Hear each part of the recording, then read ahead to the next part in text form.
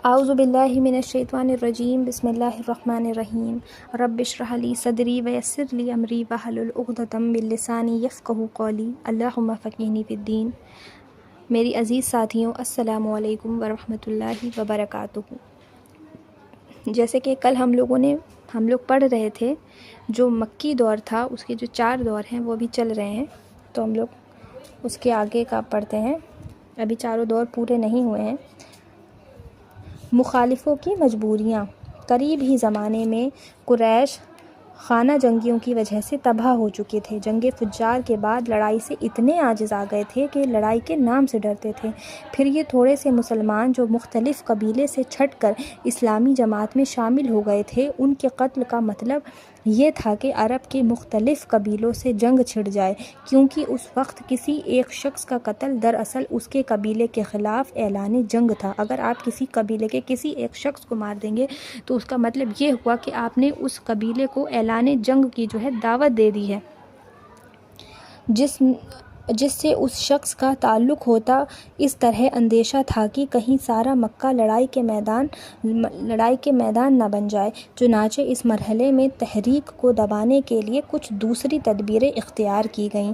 دعوت دینے والے کی ہنسی اڑائی گئی، غلط الزامات لگائے گئے، راستے گلی میں گالیوں اور فبتیوں سے خاطر کی گئی، نئے انداز سے غلط اور جھوٹی باتیں منسوب کر کے پروپیگنڈا کیا گیا، مجنون اور پاگل کا خطاب دیا گیا، شاعر اور جادوگر کہہ کے مشہور کیا گیا، لوگوں کو روکا گیا کہ کوئی محمد صلی اللہ علیہ وسلم کی بات نہ سننے پائے۔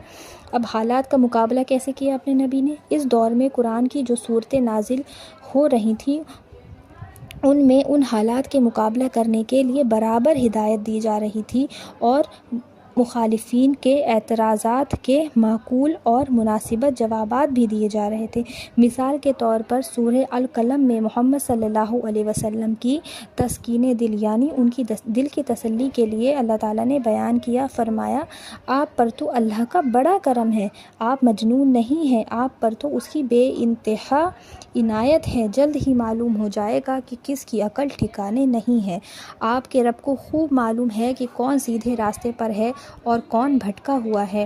آپ اپنا کام کیے جائیے۔ جو لوگ اس دعوت کو جھٹلا رہے ہیں، ان کا کہا ہرگز نہ مانیے۔ وہ تو یہی چاہتے ہیں کہ اگر آپ اپنی تحریک اور دعوت کے کام سے ذرا ڈھیلا کر دیں تو وہ بھی ڈھیلے پڑ جائیں گے، لیکن آپ کا یہ کام نہیں ہے۔ آپ ان لوگوں کی خواہشات کی پیروی نہیں کریں گے۔ جو کچھ آپ پیش کر رہے ہیں اس کو نہ ماننے والوں کا معاملہ آپ میرے اوپر چھوڑ دیں، انہیں جلد ہی معلوم ہو جائے گا کہ انہیں جو ڈھیل دی جا رہی تھی اس کا کیا مطلب تھا۔ آپ ان سے کہہ دیجئے کہ کیا میں تم میں سے کچھ طلب کرتا ہوں یا اپنے فائدے کے لیے تم سے کچھ چاہتا ہوں، یا میری بات کے خلاف تمہارے پاس کوئی معقول ثبوت ہے؟ ظاہر ہے ایسی کوئی بات نہیں ہے، لہٰذا آپ نہایت مستقل مزاجی کے ساتھ اپنے کام پر جمے رہیے۔ آپ اور آپ کے ساتھی ان حالات کا مقابلہ نہایت صبر کے ساتھ کرتے رہے، حالات اپنے وقت پر بدل جائیں گے۔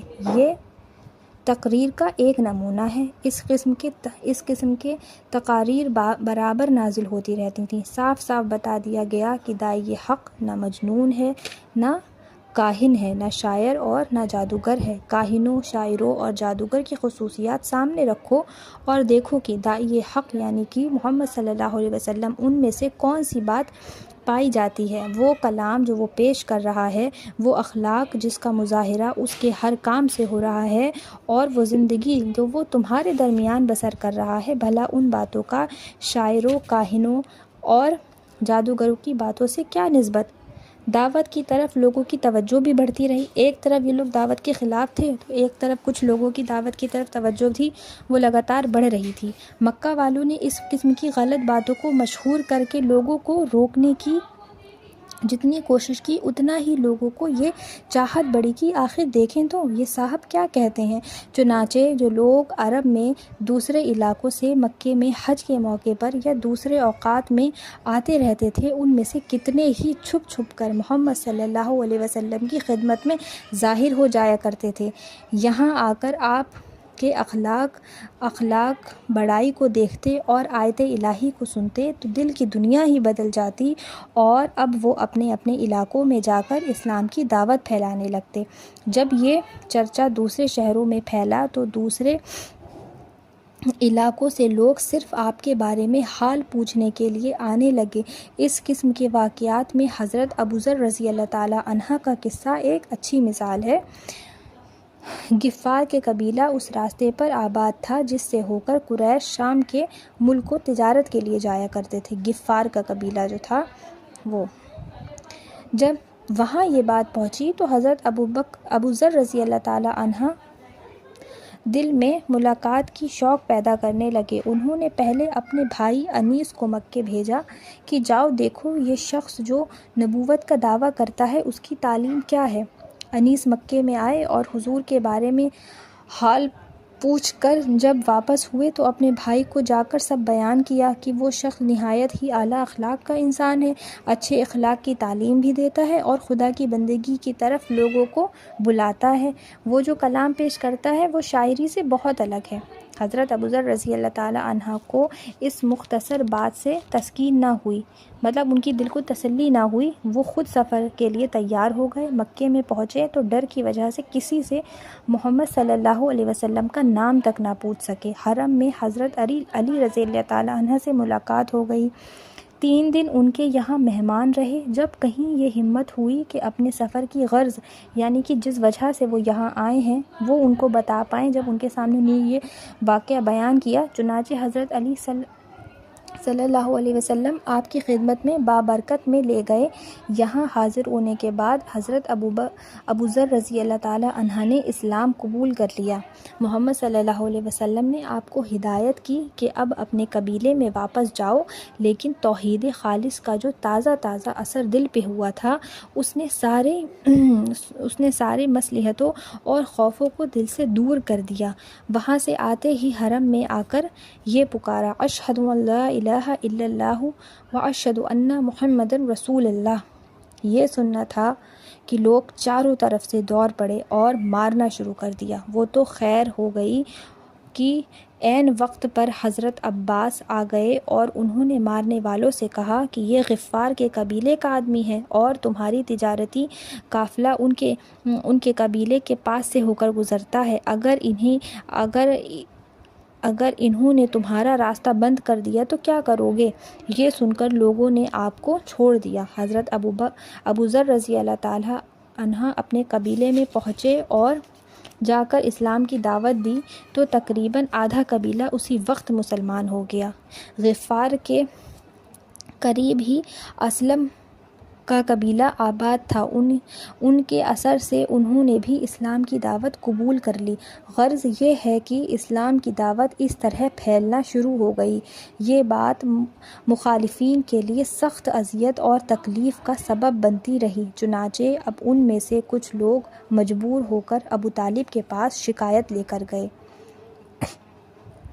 اس میں قریش کے سارے سردار بھی شامل تھے۔ انہوں نے ابو طالب سے کہا کہ تمہارا بھتیجا ہمارے معبودوں کی توہین کرتا ہے، ہمارے باپ دادا کو گمراہ بتاتا ہے اور ہم کو غلط کار اور احمق کہتا ہے، لہٰذا یا تو تم بیچ سے ہٹ جاؤ تو پھر ہم معاملے کو آخر بار چکا ڈالیں، یا تو پھر تم اسے سمجھاؤ۔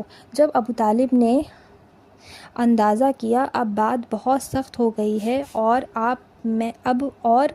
میں اکیلا کب تک سارے قریش کا مقابلہ کروں گا، تو محمد صلی اللہ علیہ وسلم سے بولے، پیارے بھتیجے میرے اوپر اتنا بوجھ نہ ڈال کہ میں اٹھا نہ سکوں۔ محمد صلی اللہ علیہ وسلم نے جب دیکھا کہ ابو طالب کے قدم بھی ڈگمگائے جا رہے ہیں تو نہایت اطمینان کے ساتھ فرمایا، خدا کی قسم اگر یہ لوگ میرے ایک ہاتھ میں سورج اور دوسرے ہاتھ میں چاند لا کر رکھ دیں تب بھی میں اپنے فرض سے باز نہ آؤں گا۔ خدا یا تو اس کام کو پورا کرے گا یا میں خود اس کام پر نثار یعنی کہ قربان ہو جاؤں گا۔ آپ کے اس پختہ ارادے اور بہمت فیصلے کو سن کر ابو طالب کی بھی ہمت بندھی اور انہوں نے کہا کہ جا، کوئی بھی تیرا بال باقا نہیں کر سکتا۔ مخالفوں کی پیشکش جو ہوئی، قریش جب اس طرف سے بھی مایوس ہو گئے تو آخر چارۂ کار کے طور پر طے کیا کہ اگر سختی سے نہیں سہی تو نرمی سے ہی اس نئی تحریک کا خاتمہ کر دیا جائے۔ چنانچہ عتبہ بن ربیعہ کو آپ کی خدمت میں بھیجا۔ اس نے آ کر کہا، محمد صلی اللہ علیہ وسلم، آخر بتاؤ تم کیا چاہتے ہو؟ کیا مکے میں حکومت چاہتے ہو؟ کسی بڑے گھرانے میں شادی کی خواہش ہے یا دولت کا ڈھیر مطلوب ہو؟ ہم یہ سب کچھ مہیا کر سکتے ہیں، تم اس کے لیے کیوں یہ سب کچھ کرتے ہو؟ ہم اس پر راضی ہیں کہ کل مکہ تمہارے زیر فرمان ہو جائے یا اور جو کچھ چاہو وہ کر دیا جائے، لیکن تم اپنی اس دعوت سے باز آ جاؤ۔ مخالفین بیچارے اتنے ہی سوچ سکتے تھے، ان کے ذہنوں میں یہ بات آتی ہی نہ تھی کہ کوئی تحریک چلائی جائے یا کوئی دعوت بلند کی جائے اور اس کے پیچھے کوئی چھپی ہوئی مادی غرض نہ ہو۔ ان کا ذہن یہ سوچ ہی نہیں سکتا تھا کہ کوئی کام صرف خدا کی خوشنودی اور محض اس کی اطاعت کے لیے بھی کیا جا سکتا ہے۔ وہ تو یہی جانتے تھے کہ جان اور مال کی بازی حکومت اور دولت ہی کے لیے لگائی جاتی ہے، انہیں کیا معلوم تھا کہ آخرت کی ہمیشہ رہنے والی زندگی کی کامیابی کے لیے بھی لوگ یہ سودا کر لیا کرتے ہیں۔ چنانچہ عتبہ کو پورا یقین تھا کہ اس کی درخواست ضرور منظور ہو جائے گی، لیکن محمد صلی اللہ علیہ وسلم نے اس کے جواب میں قرآن پاک کی چند آیتیں تلاوت فرمائیں جن میں توحید کی دعوت اور اپنی رسالت کی وضاحت ہو گئی تھی۔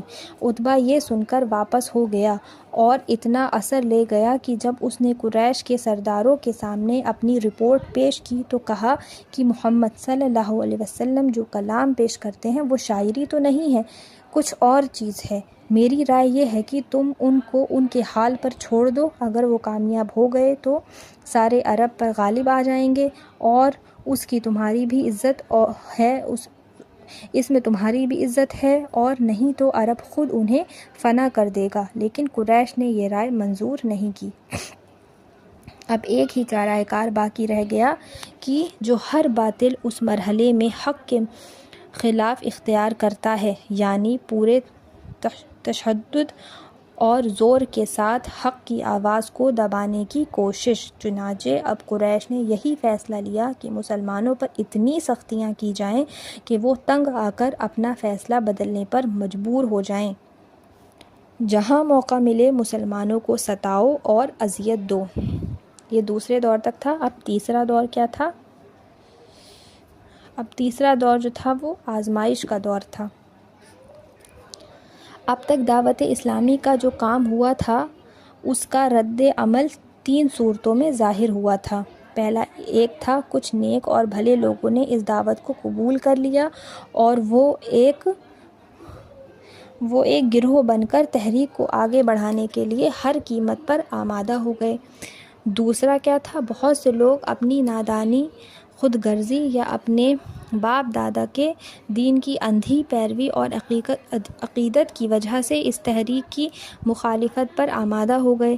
تیسرا تھا، مکے اور قریش کی حدود سے نکل کر یہ نئی دعوت نسبت زیادہ بڑے حلقے تک پہنچنے لگی، اور اب یہاں سے ان نئی تحریک اور پرانی جاہلیت میں سے ایک سخت کشمکش شروع ہوئی۔ جو لوگ اپنے پرانے دین سے چمٹے رہنا چاہتے تھے انہوں نے پوری قوت سے تحریک اسلامی کو مٹا ڈالنے پر کمر باندھ لی اور اسلام قبول کرنے والوں پر انتہائی وحشیانہ ظلم و ستم ڈھائے اور ان کو ہر طرح سے اذیت کر دینے پر تل گئے۔ چنانچہ یہ وہ دور ہے جس میں قریش کے مظالم کی انتہائی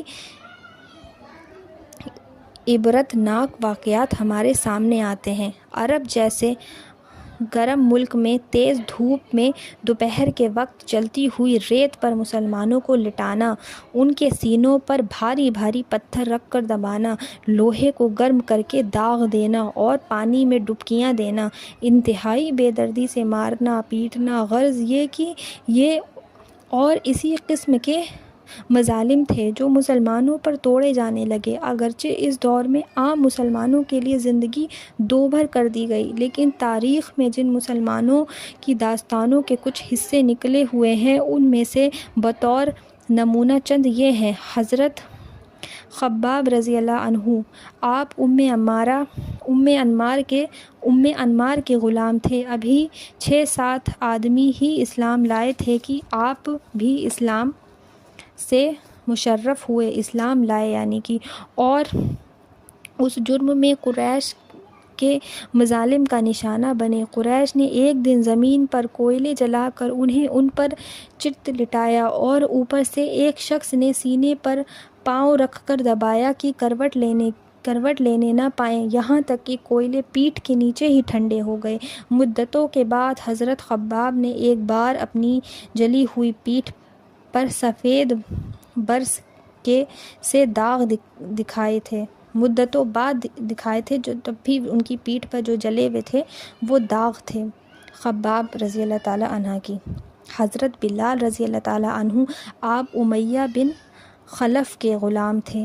ٹھیک دوپہر کے وقت امیہ ان کو جلتی ہوئی ریت کے اوپر لٹاتا تھا اور بھاری پتھر سینوں پر رکھ دیتا تھا اور کہتا تھا کہ اسلام سے انکار کر، نہیں تو یوں ہی گھٹ گھٹ کر مر جائے گا۔ لیکن اس وقت بھی انتہائی کرب درد کی حالت میں آپ کی زبان سے عہد ہی نکلتا اور ان کا آقا ان سے گلے میں رسی باندھ کر لڑکوں کے حوالے کر دیتا اور وہ ان کو شہر کے ایک حصے سے دوسرے حصے تک گھسیٹتے پھرتے۔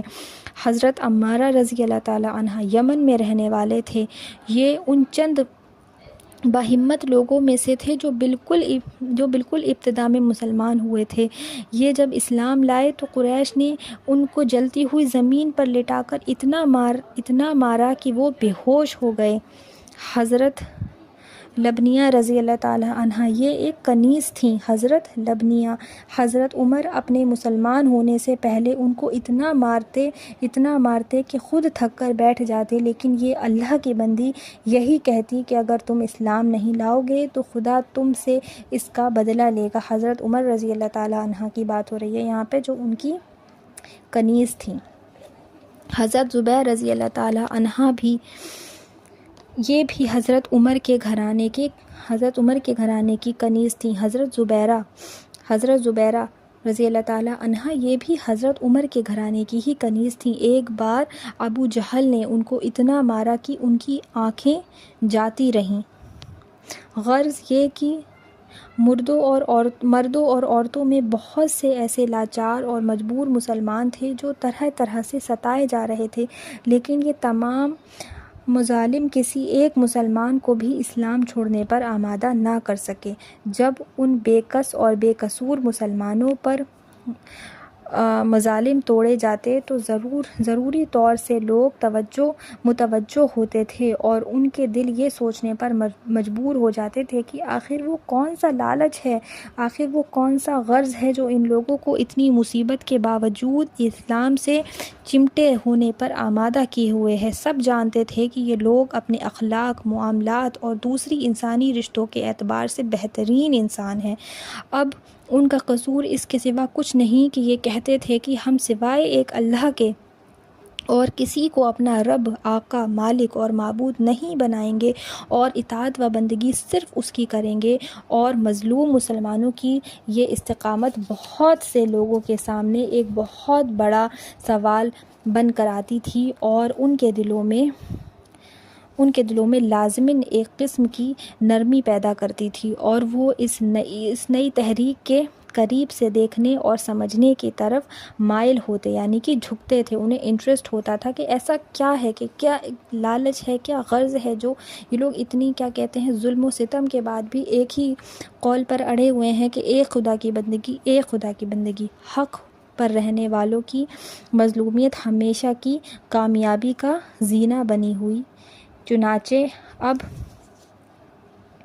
اب بھی ایک طرف تو مظالم توڑے جا رہے تھے، لیکن دوسری طرف اسلامی تحریک برابر پھیلتی جا رہی تھی۔ مکے میں کوئی خاندان اور کوئی گھر ایسا نہیں رہا جس کے کسی نہ کسی شخص نے اسلام قبول نہ کر لیا ہو، اور یہی وجہ تھی کہ اسلام میں مختلف اور بھی زیادہ جھنجھلاہٹ اور غصے کا شکار ہو گئے تھے۔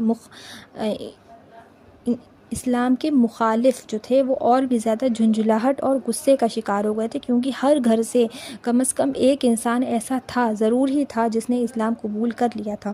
وہ دیکھتے تھے کہ ان کو اپنے بھائی، بھتیجے، بہنیں، بیٹیاں دعوت اسلام کو قبول کرتے جا رہے ہیں، اور صرف اسلام کی خاطر سب کچھ چھوڑ کر الٹا ان سے کٹ جانے کے لیے تیار ہیں، اور ان لوگوں کے لیے یہ چوٹ سخت ناقابل برداشت تھی۔ پھر لطف یہ کہ جو لوگ اس نئی تحریک میں شامل ہو رہے تھے وہ ایسے لوگ تھے جو اپنی سوسائٹی میں بہترین لوگ سمجھے جاتے تھے۔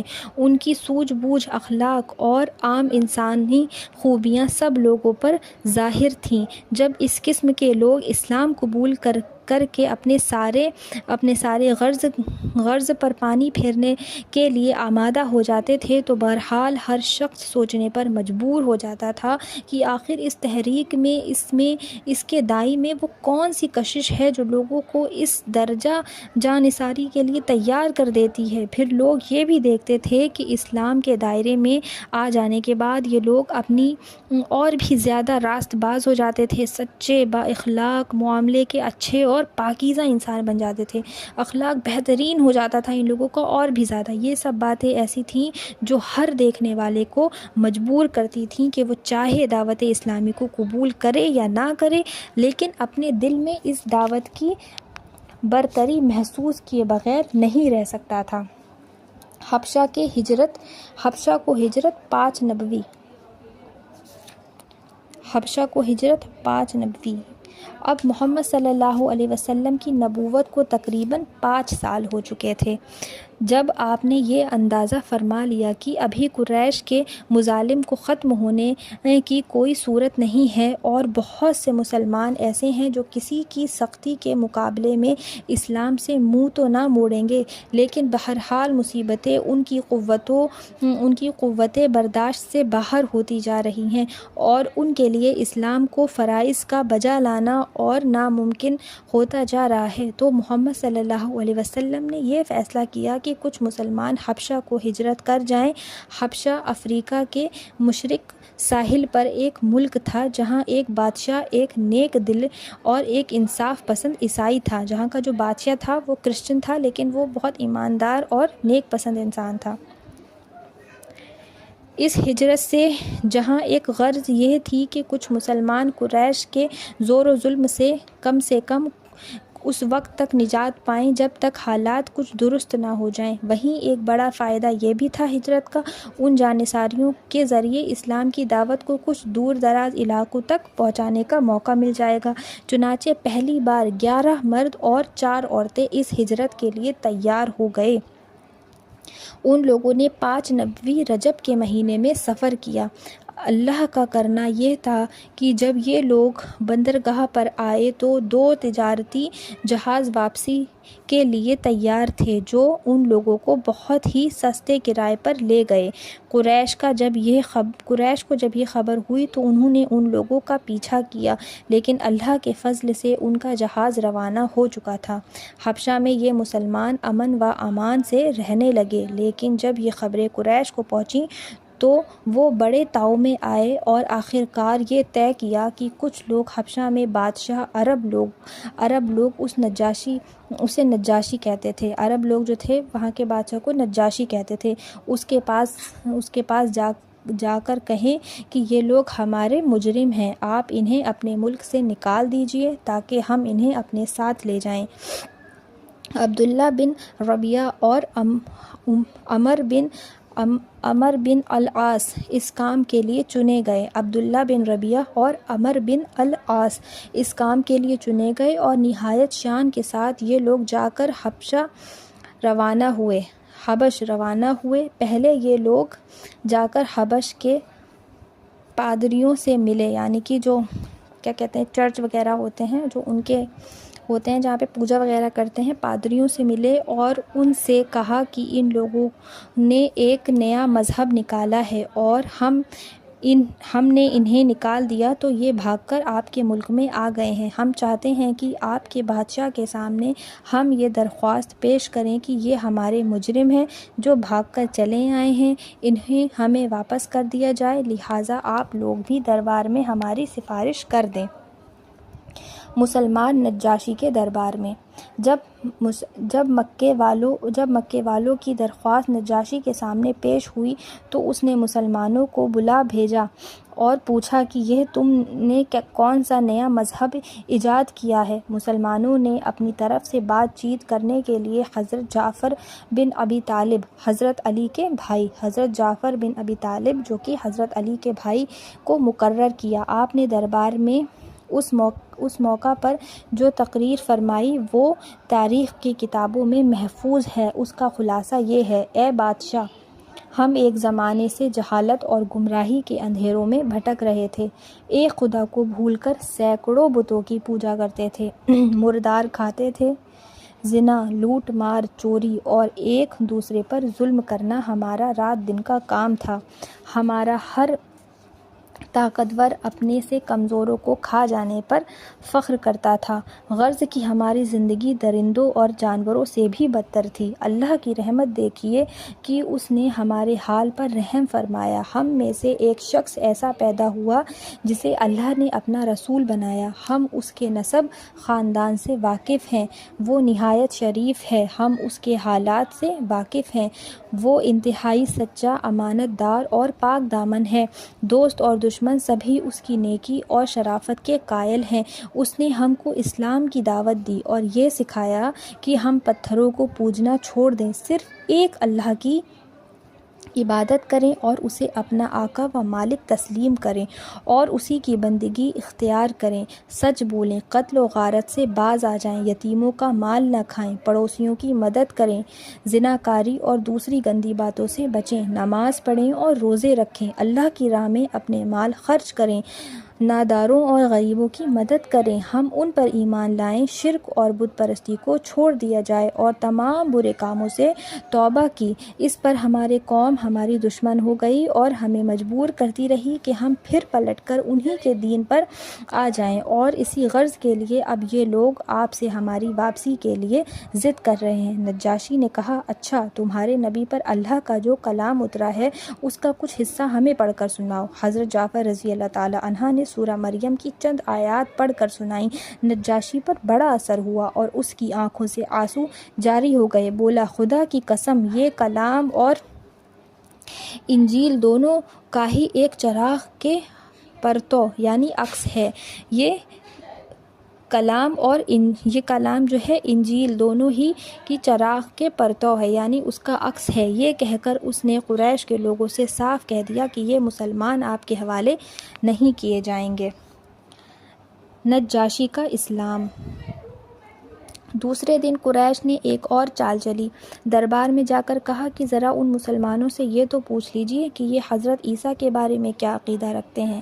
یہ لوگ جانتے تھے کہ مسلمان تو عیسائیوں کے عقیدے کے خلاف حضرت عیسیٰ کو اللہ کا بیٹا کہنے کے بدلے مریم کا بیٹا کہتے ہیں، اور جب یہ بات نجاشی کے سامنے آئے گی تو یہ ضرور مسلمانوں سے ناراض ہو جائے گا۔ نجاشی نے پھر مسلمانوں کو دربار میں بلایا۔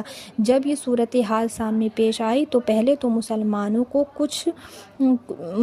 کو بھی کچھ اندیشہ ہوا، لیکن حضرت جعفر نے کہا: جو کچھ بھی ہو ہمیں بات سچی ہی کہنی چاہیے۔ چنانچہ حضرت جعفر نے بھرے دربار میں اعلان فرمایا کہ ہمارے پیغمبر رسول اللہ صلی اللہ علیہ وسلم نے ہمیں بتایا ہے کہ حضرت عیسیٰ علیہ السلام خدا کے بندے اور اس کے پیغمبر تھے۔